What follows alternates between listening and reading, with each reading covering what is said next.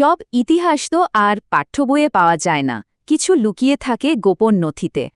এই যেমন confidential diary লিখেছেন বিক্রমাদিত্য নামের এক রহস্যময় লেখক। ডায়েরিটি দাবি করে এটি দেশের সবচেয়ে আলোড়ন তোলা কিছু ঘটনার পেছনের আসল সত্যটা সামনে আনবে। তাহলে চলুন একটু গভীরে যাই।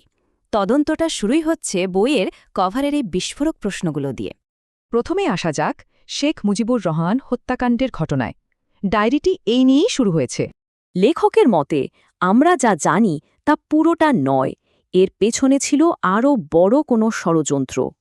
বলা হচ্ছে শুধু কিছু সেনা কর্মকর্তাই নন, এর সাথে রাজনৈতিক প্রভাবশালীরাও জড়িত ছিলেন। মানে ভেতরের আর বাইরের রাজনৈতিক খেলার এক জটিল জালের কথা বলা হচ্ছে এখানে। এরপর আসা যাক রাষ্ট্রপতি জিয়াউর রহমানের পতনের ঘটনায়।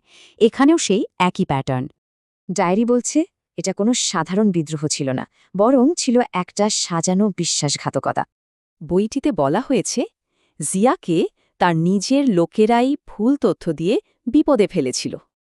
লেখকের দাবি বেশ কিছু গুরুত্বপূর্ণ যোগাযোগ আর বৈঠক ইচ্ছাকৃতভাবে গোপন রাখা হয়েছিল। আচ্ছা, এখন সবচেয়ে ইন্টারেস্টিং পার্ট, এই দুটি হত্যাকাণ্ড নাকি মোটেও আলাদা কোনো ঘটনা ছিল না। ডায়েরিটা বারবারই বিদেশি গোয়েন্দা সংস্থাগুলোর দিকে আঙুল তুলেছে। এখানে ঠান্ডা লড়াইয়ের সময়ের দুই প্রতিপক্ষ ব্লকের গোয়েন্দা সংস্থাগুলোর কথাই বলা হচ্ছে।